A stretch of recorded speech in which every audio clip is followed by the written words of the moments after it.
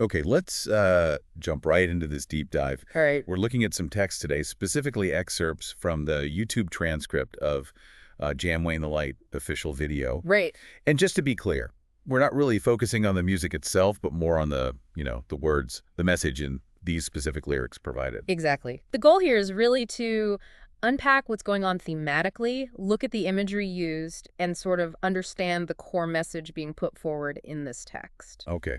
And wow, it hits you pretty hard right away, doesn't it? This strong sense of personal brokenness. Yeah, that's definitely prominent. The narrator repeatedly calls themselves a wretched man, a wreck, broken and lonely. Feeling nothing, man, naked and hungry. Yeah. It's a really raw depiction of feeling empty. And it's explicitly tied, isn't it, to the absence of Yeshua, which, contextually means Jesus here. Right. Like this broken state is what happens without him. It frames it as the default, almost. But then there's the flip side. The plea, yeah, constantly asking for Yeshua's light to shine upon them. It's presented as the answer. The solution, yeah. But it doesn't sound like a passive thing, does it? It quickly gets into struggle. Definitely.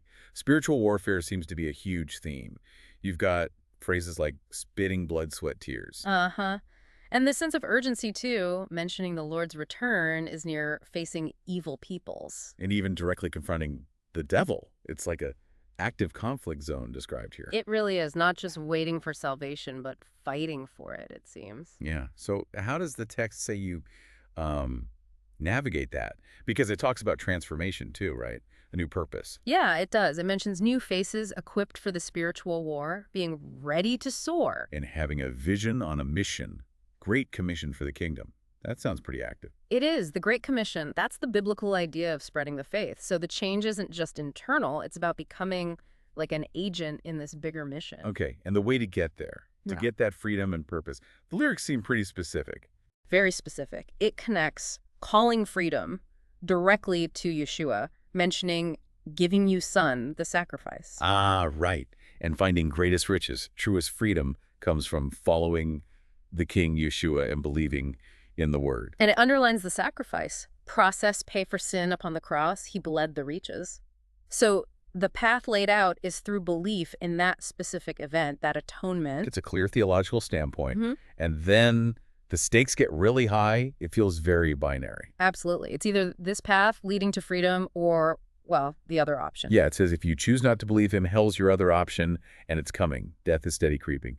That's pretty direct. No room for ambiguity there. The text presents it as non-negotiable. Rejection has very severe and imminent consequences, according to these lyrics. Beyond these big themes, the actual language used is so vivid. Oh, definitely. Some of the imagery is quite striking, like, his heart dumps over spill, so let it flow like he's Alabama rivers. Yeah, or devil you, but Christ knocked to his teeth.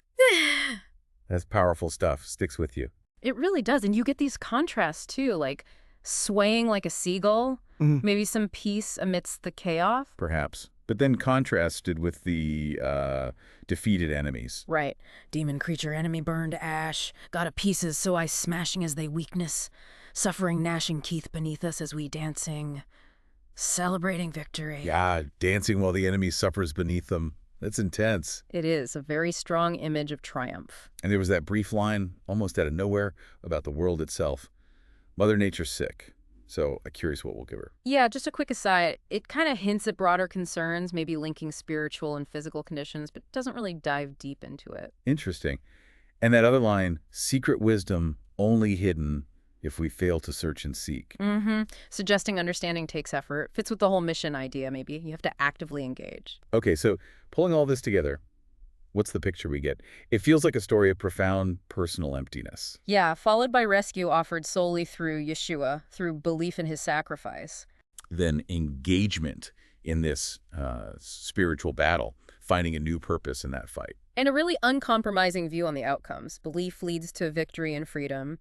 Disbelief leads to, well, hell and death, as described here. So for you listening, digging into a text like this, it really gives you a window into one specific, intense way of seeing faith, struggle and salvation, using some seriously powerful, almost raw language. It's a very particular perspective laid out very clearly in these lyrics. So maybe a final thought to leave you with, thinking about that really specific image, the enemy suffering, gnashing teeth beneath us as we dancing.